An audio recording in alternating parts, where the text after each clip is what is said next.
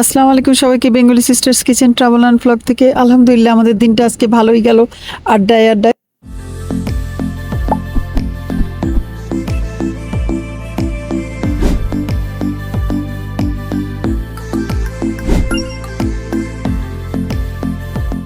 আমি চালের আটার রুটি বানাবো, তাই চলে আসলাম আগে চালের গুঁড়ি নিতে। চালের আটাকে খুমির করে নিয়ে তারপরে আমি রুটি বেলা শুরু করলাম। দেখতে পাচ্ছেন রুটি হলো, আর এদিকে সে আলু, আমরা আজকে আলু ভাজি করব। সে আলুগুলো কেটে দিচ্ছে। আমার অনেক কুচি কুচি করে কাটা হয়ে গেল, সে আমাকে কেটে দিল।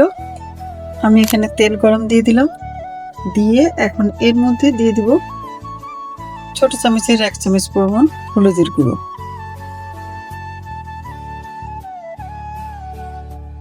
হলুদের কালারটা ছড়িয়ে গেল। এখন আমি এর মধ্যে আস্তে আস্তে করে আলুগুলো সব দিয়ে দিই। আর চুলার জালটা আমি বাড়িয়েই রাখবো, কমাবো না, কমালে আলুটা গলে যায়। একটু লবণ আর 2টো কাঁচামরিচ, সাথে দিয়ে দিচ্ছি পেঁয়াজ কুচি। পেঁয়াজ কুচি আমি এখানে বেশি দিব না, অল্প করেই দিব, একটা পরিমাণ পেঁয়াজ দেব। এখন আমি এটাকে ভালো করে নেড়ে দিব। আমি সাথে দিয়ে দিচ্ছি একটু ধনেপাতা। হয়ে গেছে আমার ভাজিটা, অনেক শর্ট টাইমে হয়ে যায়।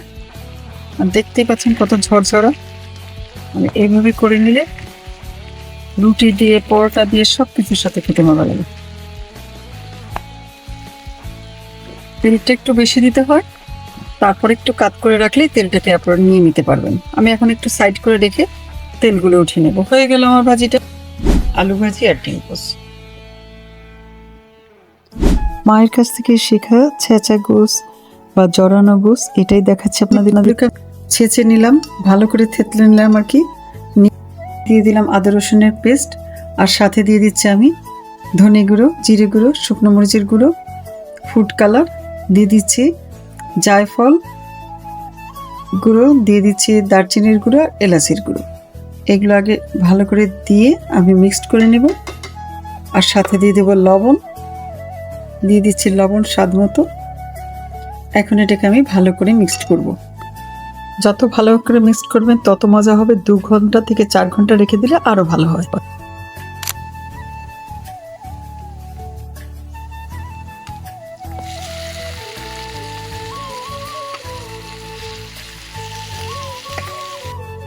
আমি ভালো করে নেড়ে নিলাম যাতে বেরেস্তাটা গোস্তের সাথে ভালোভাবে মাখিয়ে যায় আর স্বাদটা মজা হয়। তারপর আমি আঁচটাকে কমিয়ে দিয়ে ঢাকনা দিয়ে দিলাম। গোস্ত থেকে অনেকগুলো পানি বের হয়েছে, আমি এই পানির মধ্যে গোস্তটাকে ভালো করে কষিয়ে নেব। যেহেতু গোস্তটা ছেঁচে নেওয়া হয়েছে, সিদ্ধ হতে এত সমস্যা হবে না।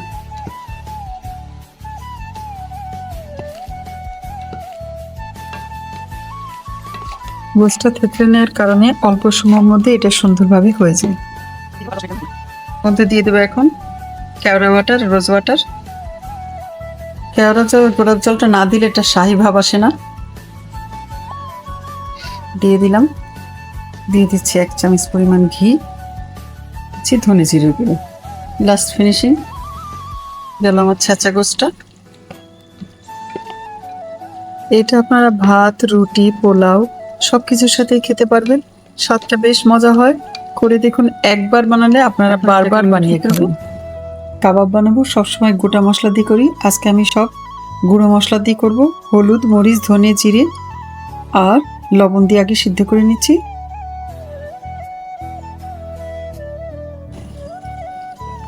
আমি দিয়ে দিলাম লেবুর রস, ধনেপাতা আর একটা ডিম। এখন আবার ব্লেন্ড করে নেব।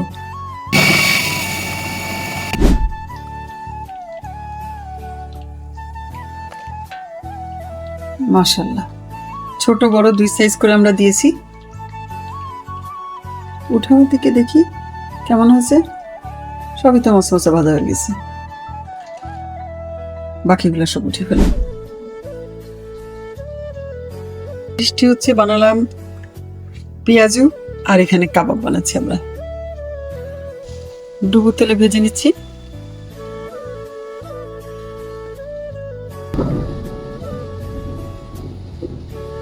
আকাশ এত পুরপুর করতেছে, বজ্রপাত হচ্ছে।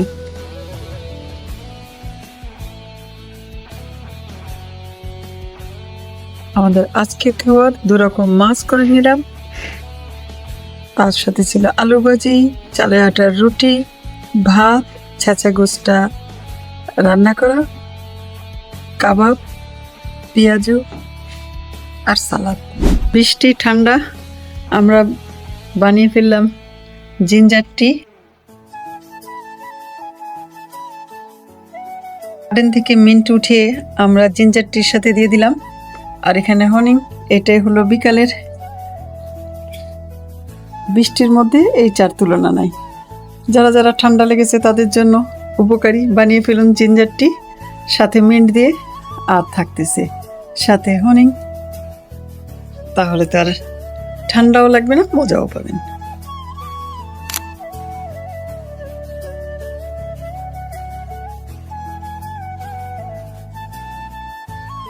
কার কার এই গেমটা পছন্দ আমি জানি না, বাট আমার অনেক পছন্দের। আমার ফেভারিট গেম ডুমিকপ। এটা প্রায় সময় আমরা খেলি আর মজাও পাই। বৃষ্টির দিন ছিল তাই আমরা সবাই বসে গেলাম খেলতে। আল্লাহর রহমতে দিনটা ভালোই কাটলো। চলে আসবো অন্য কোনো নতুন ভিডিও নিয়ে। ততক্ষণ পর্যন্ত আপনারা সবাই ভালো থাকবেন। আজকে তাহলে এই পর্যন্তই। আল্লাহ হাফেজ।